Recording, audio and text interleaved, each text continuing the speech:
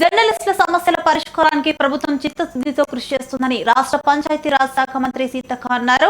Hyderabad నాంపల్లిలోని media అకాడమీలో ఇటీవల కాలంలో మరణించిన 18 మంది జర్నలిస్టుల కుటుంబాలకు ఆర్థిక సహాయాన్ని అందజేశారు. ఈ సందర్భంగా సీతక్క మాట్లాడుతూ ప్రభుత్వం జర్నలిస్టులకు సంబంధించి ఎప్పుడు వచ్చి కొంచెం స్టేజ్ పక్కన ఉండండి.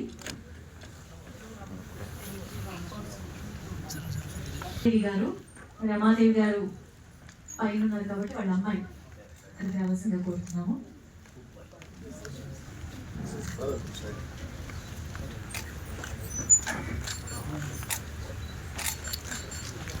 మినిస్టర్ గారికి సమయాకూలం చాలా తక్కువగా ఉంది, చాలా బిజీ షెడ్యూల్లో కూడా ఇక్కడికి వచ్చారు.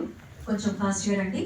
మన తెలంగాణ నుంచి వరలక్ష్మి గారు, ఏబిఎన్ ఆంధ్రజ్యోతి కె కృష్ణవేణి గారు, ఏ నుంచి విజయ్ కుమారి గారు,